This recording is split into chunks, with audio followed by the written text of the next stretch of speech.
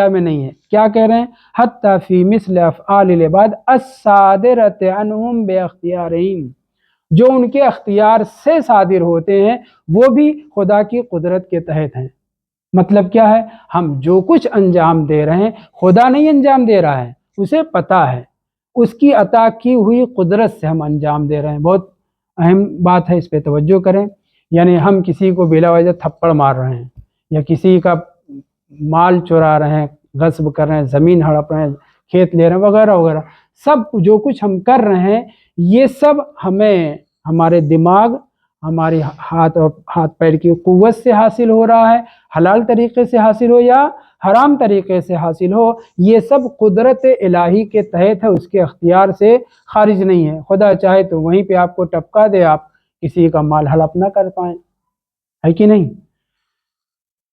یہاں پہ توجہ کریں، حاشیہ جو لگا رہے ہیں علی احمدی صاحب، اس پہ توجہ کریں، کیا کہتے ہیں؟ اقول فللعباد الاختیار فی الفعل والترک، بندوں کو اپنے اعمال کرنے نہ کرنے میں، روزہ رکھنے نہ رکھنے میں، نماز پڑھنے نہ پڑھنے میں، غصب کرنے نہ کرنے میں، ظلم کرنے نہ کرنے میں، جو بھی کام اچھے یا برے کرنے میں اختیار اور ترک میں، اس کو فعل میں یعنی انجام دینے میں، ترک یعنی چھوڑنے میں اختیار ہے۔ وَأَنَّهُ لَا جَبْرَ وَلَا تَفْوِيض بَلْ أَمْرٌ بَيْنَ أَمْرَيْن، نہ جبر ہے مکمل خدا کی طرف سے مجبور ہوں ہم کسی کام بھی کر، نہیں، اللہ نے ہم کو آزاد بنایا ہے۔ نہ تفویض ہے تمہارے سپرد کر دیا، تمہارا جو چاہے کالا سفید کرو، ایسا بھی نہیں ہے۔ بل امر بین امرین، بلکہ کیا ہے؟ بین کی صورت ہے، ایک ٹانگ اٹھا کے کھڑے ہونا ہمارے اختیار میں ہے، دونوں ٹانگ اٹھا کے کھڑے ہونا ہمارے اختیار میں نہیں ہے۔ آگے سنیے، فالقول بان العباد مجبورون مقہورون فی افعالہم، یہ جو اوپر صاحب کتاب نے کہا حتی افعال عباد، جو صادر ہوتے ہیں عنہم عباد سے بے اختیارہم، یہ بھی مقہور ہیں خدا کی قدرت کے تحت، یہ بظاہر اشکال ہے۔ آپ کیا کہہ رہے ہیں؟ افعال اختیاری بھی خدا کی طرف، بندوں کی طرف سے جو صادر ہوتے ہیں یہ بھی مقہور بے قدرت، تحت قدرت ہی ہیں۔ حتی اسی لیے لگا ہے نا عبارت میں، صاحب کتاب نیچے حاشیہ لگانے والے فرما رہے ہیں کہ والقول، یہ جو آپ نے کہہ دیا کہ ان العباد مجبورون فی افعالہم، اپنے افعال میں مجبور ہیں، یستلزم الظلم، اس سے ظلم لازم آتا ہے۔ اگر بندے مجبور ہیں تو بندے نہیں کر رہے ہیں، خدا کر رہا ہے۔ دوسرے، والقول بان مدخل للہ تعالی مطلقا فی افعال العباد، اور اگر یہ کہہ دیں نہیں، بندہ جو کرتا ہے اللہ نے کھلی چھوٹ دے رکھی، اللہ کی کوئی دخالت نہیں ہے، یہ اگر کہہ دیے تو کفر ہے، کیونکہ اللہ کی دخالت ہے۔ ہم جو کچھ کہہ رہے ہیں، بول رہے ہیں، سن رہے ہیں، سونگ رہے ہیں، کھا رہے ہیں، چک رہے ہیں، پی رہے ہیں، سب کچھ اللہ کی عطا کی ہوئی قدرت کے تحت کر رہے ہیں۔ تو دو بات ہے، اگر آپ نے یہ کہہ دیا کہ ہم مجبور ہیں، جو ہمارے مقدر میں لکھا ہم وہی کریں گے، جی نہیں، یہ جبر ہے، اور یہ اللہ کی طرف سے ظلم ہے بندوں کے اوپر، اگر یہ آپ نے مان لیا۔ مقابل میں کیا؟ نہیں، اللہ اصلا ہم کو چھوٹ دے رکھی ہے، اس کے اختیار میں اب کچھ نہیں بچا ہے، اللہ نے ہم کو خلق کر دیا، چھوڑوا بیل کی طرح سے ہیں، جہاں چاہیں جیسے جائیں، جی نہیں، اللہ نے آپ کو عقل دیا ہے، شعور دیا ہے، اچھے برے کی پہچان و تمیز کی قوت دی ہے، تو پھر اللہ نے آپ کو بالکل چھوڑوا بیل کی طرح نہیں قرار دیا، جانوروں کی طرح، جانور بھی اللہ کی قدرت کے تحت ہیں، مگر انسان کی بات ہو رہی ہے۔ دو پہلو متوجہ ہیں دونوں طرف۔ اگر یہ کہہ دیں کہ ہم مجبور ہیں، جو مقدر میں لکھا ہم وہ کر کے رہیں گے، تو یہ ظلم ہے، اور اگر یہ کہا کہ نہیں، بالکل خدا کی طرف سے کچھ بھی گرفت نہیں ہے، ہم جو چاہیں کریں، اللہ ہمارا کچھ بگاڑ نہیں سکتا، یہ کیا ہے؟ کفر ہے۔ تیسری بات، بل للہ تعالی مدخل بالہدایات والتوفیقات، اللہ مسلسل، یا اچھا ہے آدمی، مومن ہے، ہدایت اسے دیتا رہتا ہے، توفیقات دیتا رہتا ہے کہ وہ اچھا کام کر رہا ہے، یا بگڑا ہوا انسان ہے، ہمیشہ ظلم و ستم کی طرف جاتا ہے، توفیقات سلب کرتا رہتا ہے خداوند متعال، اس لیے جو ہے انسان برائی کی طرف جاتا ہے۔ اعلان ہے، ایک بالش میری طرف آؤ گا، میں ایک ہاتھ تمہاری طرف آؤں گا، مفہوم یہ ہے، یعنی کیا؟ اگر میری طرف جھکاؤ پیدا کرو گے، تمہارے لیے توفیقات، عنایتیں میری تمہارے شامل حال ہوں گی، اچھے کام کرتے چلے جاؤ گے۔ اگر ایک قدم پیچھے ہٹے مڑے تو میں 2 قدم پیچھے مڑوں گا، مطلب یہ ہے کہ میں توفیقات سلب کر لوں گا۔ یہاں پہ یہی کہا جا رہا ہے بل للہ تعالی مدخل بالہدایات والتوفیقات، اللہ توفیق کے ذریعے، ہدایت کے ذریعے دخالت کرتا رہتا ہے۔ وَتَرْكُهَا، اور کبھی ہدایت ترک کر دیتا ہے، توفیق ترک کر دیتا ہے۔ اس کا مطلب کیا ہے؟ پیراگراف کے بعد ولا کیا ہے؟ المعبر عنہ فی عرف الشرع بالاذلال، خدا وند متعال مذل بھی ہے اور ہادی بھی ہے۔ مذل یعنی کیا؟ وہ آ کر کے آپ کو گناہ کراتا ہے کہ سنیما ہال میں لے جاتا ہے، کیا نام ہے، شراب خانے میں لے جاتا ہے، نہیں۔ سلب توفیق جسے قرآن اور روایات کی اصطلاح میں اذلال سے تعبیر کیا گیا ہے۔ اس کا مطلب نہیں کہ خدا گمراہ کرتا ہے، گمراہ کرنے کا مطلب کہ توفیقات اس کے شامل حال نہیں ہوتی، اس کا نفس امارہ کام کرتا ہے، شیطان کام کرتا ہے، شہوت کام کرتی ہے، گناہوں کی طرف جاتا ہے۔ یا ترک ہدایت و ترک توفیق ہے جسے اذلال کہا گیا ہے، یا عنایت ہے، توفیق ہے تو خدا دخالت کرتا رہتا ہے۔ المعبر فی عرف الشرع بالاذلال، المعبر کی وجہ کس کی طرف ہے؟ اس کا تعلق ترک سے، ترک ہدایت، ترک توفیقات کا دوسرا نام کیا ہے؟ اذلال۔ توجہ سے سنیں ان سب چیزوں کو۔ ولا یسیر العبد بتلک التوفیقات مجبورا بالفعل، اس کا مطلب یہ نہیں کہ اگر اللہ توفیق آپ کے شامل حال کر رہا ہے تو آپ کے کام میں دخالت کر رہا ہے، مجبور کر رہا ہے کہ آپ کام انجام دیے، نہیں۔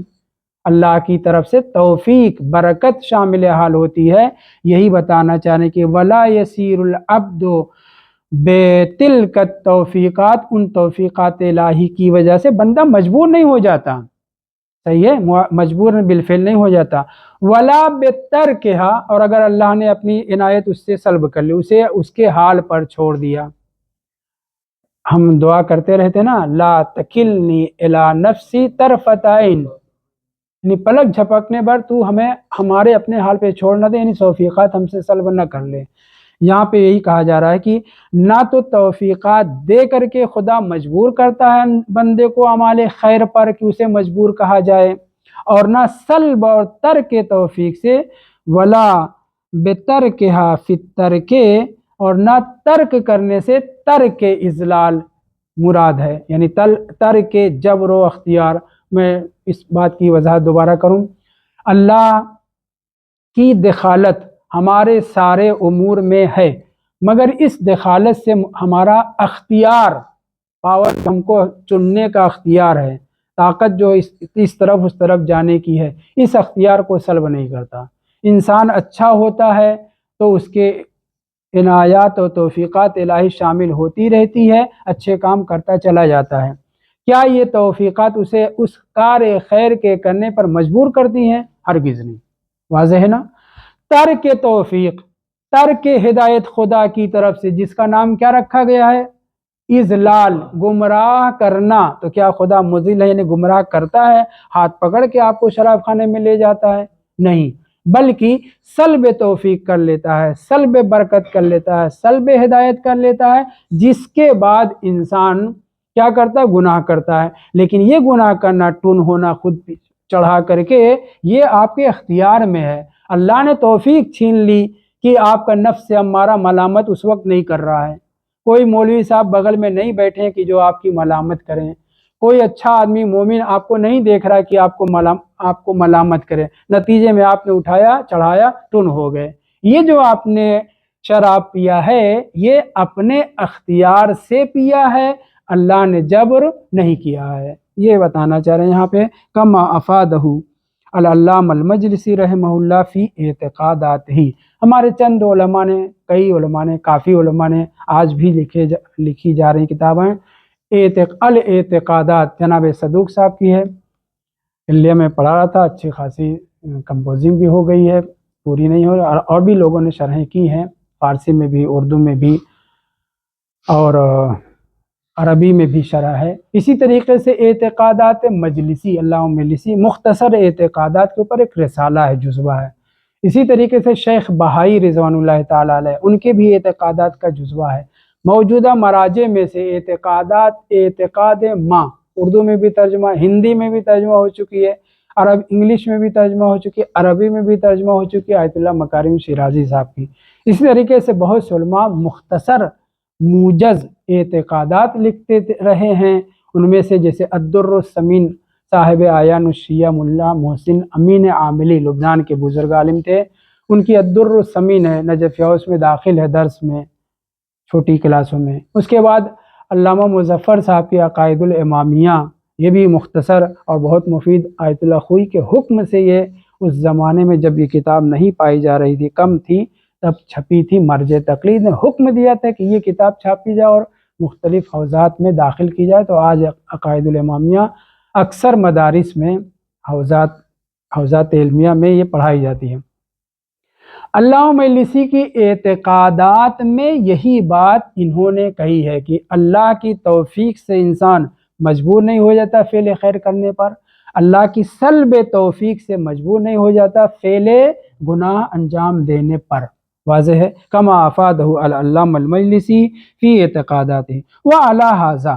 اب اوپر جو جناب طیب صاحب نے فرمایا ہے، اب دوبارہ واپس آنے کی ضرورت ہے، آخری سطر، وَإِنَّ الْأَسْبَابِ وَالْوَسَائِطِ كُلُّهَا مَقْهُورَةٌ تحت قدرتہ، سارے وسائل و اسباب سب کے سب اللہ کی قدرت کے تحت ہیں۔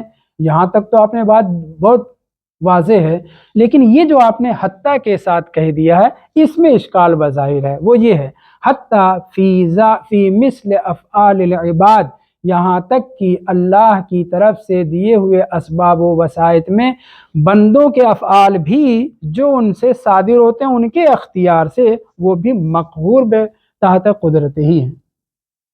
تو اس کا کیا مطلب ہے جناب طیب صاحب؟ آپ نے یہ جو فرمایا ہے کہ بندوں کے افعال اختیاری بھی اللہ کی قدرت کے تحت ہیں، مقہور ہیں، مغلوب ہیں، یہ ہماری سمجھ میں نہیں آیا۔ یہ تو آپ لگ رہا ہے کہ جبر کی بات کر رہے ہیں۔ جواب اس کا یہ ہے کہ یہ جو انہوں نے مقہور تحت قدرت ہی سب چیز کو کہا، یہاں تک کہ بندوں کے اختیاری فعل کو، ان کی مراد یہی جو ہم نے بیان کیا ہے، یعنی اللہ کی مدخلیت، دخالت ہے اچھے کام میں توفیق کے ذریعے سے، برے کام میں سلب توفیق کے ذریعے سے، یہی بتانا چاہ رہے ہیں یہاں پہ حاشیے میں۔ ولا کہاں چلا گیا، وعلی ھذا، اس بنیاد پر جو علامہ مجلسی نے اپنے اعتقادات میں بیان کیا اور ہم نے یہاں پہ نقل کیا حاشیے میں، فَإِنْ كَانَ مُرَادُ الْمُؤَلِّفِ، مؤلف سمراد صاحب کتاب سبیل النجات، اگر مؤلف کی مراد ما ذکرنا ہو ہے، ابھی جو ہم نے ذکر کی، یعنی کیا، توفیق سے جبر لازم نہیں آتا، سلب توفیق سے جبر لازم نہیں آتا جسے اضلال کہا جاتا ہے، بلکہ خدا راستہ اپناتا ہے تب بھی اختیار، یعنی خدا توفیق دیتا ہے تب بھی اختیار ہوتا ہے، خدا سلب توفیق کر دیتا ہے تب بھی اختیار باقی رہتا ہے۔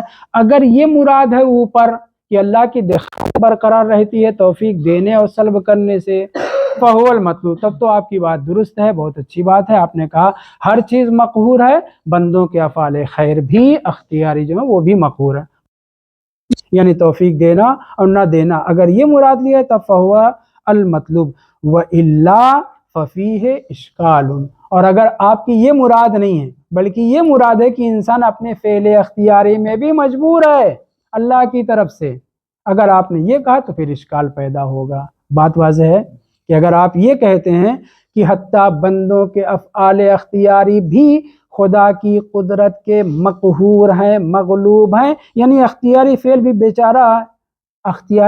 بیچارہ انسان اللہ کی قدرت کی دخالت کی وجہ سے کر رہا ہے، شراب پی رہا ہے، جوا کھیل رہا ہے، گناہ کر رہا ہے اللہ کی دخالت سے، تو یہ قابل اشکال ہے، جبکہ یہ مراد نہیں ہے، مراد وہی ہے جو اوپر بیان کیا گیا۔ آگے بڑھتے ہیں۔ المطلب الثانی فی وجوب المعرفت، خدا کی معرفت واجب ہے، اعتقادات جو ہمارے ان کی معرفت واجب ہے۔ وقد استدل بذالک تارۃ بقاعدۃ دفع الضرر المحتمل بل المظنون بل المقطوع، اور ایک سطر نیچے واخری بقاعدۃ شکر المنعم، پورا ایک درس اسی کے اوپر ہونا چاہیے، 2-3 سطر کے اندر، 2-3 منٹ کے اندر یہ سن لیں کہ اللہ کی معرفت، اعتقادات کی تمام اعتقادات جو ہمارے ایمان اور عقیدے ان کی معرفت کے طریقے کیا ہیں؟ سب سے بہترین طریقہ، مضبوط ترین طریقہ یہ ہے کہ ہم عقلی دلائل کے ذریعے سارے اعتقادات تسلیم کر لیں، مانیں، عقلی دلائل کے ذریعے، اس کے بعد قرآن، اس کے بعد روایت کا مرحلہ ہے۔ لیکن یہ بیان کرنے میں ایسا میں کہہ رہا ہوں، ورنہ بعض معارف ایسے ہیں کہ جن کا عقلی طریقے سے ماننا لازم ہے، واجب ہے، عقل واجب کرتی ہے۔ اب جو آیات آئی ہیں اور روایات جو آئی ہیں وہ عقلی حکم اور عقلی دلیل کی تاکید کرنے والی، تشدید کرنے والی ہیں۔ بات واضح ہے؟ اب اللہ کی معرفت، اس کے وجود کا یقین، اس کے اوپر ہمیں علم حاصل کرنا ہے تو کون سی دلیل پیش کریں؟ اگر قرآن سے پیش کریں تو مسلمان لوگ تو مانیں گے، غیر مسلم کیسے مانیں گے؟ روایات پیش کریں گے، مسلمان مانیں گے، غیر مسلم کیسے، دوسرے مسلک والے کیسے مانیں گے؟ توجہ کریں، معرفت پروردگار، وجود پروردگار، اس کی الوہیت اور وحدانیت کا ماننا ہمارے اوپر فرض ہے، واجب ہے، وجوب معرفت ہے۔ وجوب معرفت کے اوپر دلیل کیا ہے آپ کی؟ معرفت کے وجوب پر دلیل کیا ہے؟ نمبر 1 دلیل عقلی، دلیل قرآنی، دلیل روائی۔ اجماع کو ہم تسلیم نہیں کرتے، اجماع بنتا ہے کب؟ جب ہم روایات اور قرآن کو مانیں تب۔ لیکن علامہ حلی نے اجماع کا لفظ ذکر کیا ہے، اس کی وضاحت بھی کریں گے اگر وہاں پہنچے تو۔ اور پھر ضرورت دین و مذہب، تو ضرورت دین و مذہب بھی دیندار ہونے کے بعد دلیل بن سکتے ہیں، ورنہ معرفت خدا کے اوپر ہمارے پاس دلیل عقلی ہونی چاہیے۔ عقل واجب کرتی ہے کہ معرفت خدا واجب ہے۔ اس وجوب کے اوپر جو عقلی دلیل پیش کی ہے، اس کی 2 شق ہے، 2 شعبے ہیں۔ ایک، دفع ضرر محتمل کا قاعدہ۔ عقل کہتی ہے کہ اگر آپ کے اوپر کوئی احتمال ضرر ہے کہ آپ کی قبر لٹک رہی ہے، شبہ ہے کہ کوئی جو ہے بچھو اس کے اندر گھس گیا ہے، کیا کریں گے؟ پہن لیں گے اٹھا کے ایسے ہی؟ احتمال چاہے 1% ہو، آپ اٹھا کر کے ویسے نہیں پہن لیں گے۔ احتمال ضرر، اور اگر احتمال سے بڑھ گئے، ظن ہو جائے آدھے سے زیادہ، تب تو یقیناً اس کو ہاتھ بھی نہیں لگائیں گے۔ اور اگر دیکھنے کے اندر گھسا ہے تب آپ اسے نہیں پہنیں گے۔ اللہ بنیان ہے، چڈی انڈرویئر ہے، یا کوئی بھی یا ایسی چیز کہ جس میں یا قطع ہے، قطع یعنی یقین اور علم، یا ظن و گمان ہے، یا احتمال ہے۔ عقل کہتی ہے کہ جہاں احتمال ضرر اور خطرناک ضرر خطرناک قسم کا ہو تو آپ وہاں پہ کیا کریں گے؟ دفع ضرر کریں گے۔ دفع ضرر قطعی، دوسرے مرحلے میں دفع ضرر ظنی، تیسرے مرحلے میں دفع ضرر احتمالی۔ کھانا آپ کے سامنے پیش کیا، علیحدہ صاحب نے پانی پیش کیا ہے، اللہم صلی علی محمد وعلی محمد۔ خدا نہ کرے اگر مجھے یقین ہو جائے کہ انہوں نے 2-3 قطرہ ٹپکا دیا ہے، یہ نہیں کہوں گا، یا ظن ہو جائے یا احتمال ہو جائے تو کیا میں پیوں گا؟ ہرگز نہیں۔ توجہ کر رہے ہیں؟ تو عقل کہتی ہے کہ دفع ضرر واجب ہے۔ یہ ایک بات، اتنے انبیاء اور مرسلین آئے، سب نے کہا کہ خدا ہے، اگر آپ اعمال خیر نہیں کریں گے، گناہوں سے بچیں گے نہیں تو آتش جہنم ہے، جلنا پڑے گا۔ تو یہ یقین ہوگا نا، یقین نہیں تو کم سے کم گمان تو ہوگا، گمان نہیں تو کم سے کم احتمال ضرر تو ہے کہ مرنے کے بعد جہنم میں جانا ہے، تو انسان کیا کرے گا؟ عقل یہ کہتی ہے کہ دفع ضرر احتمالی بھی ضروری ہے۔ یہ ہو گئی ایک دلیل، اس کے اوپر اور بھی گفتگو کی ضرورت ہے، لیکن میں سمجھتا ہوں میں سمجھا سکا۔ دوسرے، غزہ میں چاروں طرف سے گھرے ہوئے، بم پہ بم گرائے جا رہے ہیں، آپ کھڈر میں، پورا شہر کھڈر بن چکا ہے، آپ وہاں کسی جگہ پھنس گئے ہیں، اسرائیلیوں کو نہیں پتہ چلا، کسی آپ کے ایک ساتھی کو یا جنگجو کو یا سپاہی کو کسی کو پتہ چل گیا، وہ آیا، اس نے آپ کو اس وقت، جب کہ آپ کا مرنا یقینی ہے 2-3 دن کے بعد، کیونکہ نہ کوئی کھانا، نہ کوئی پانی، نہ کوئی آس پاس میں، کیا ہوگا؟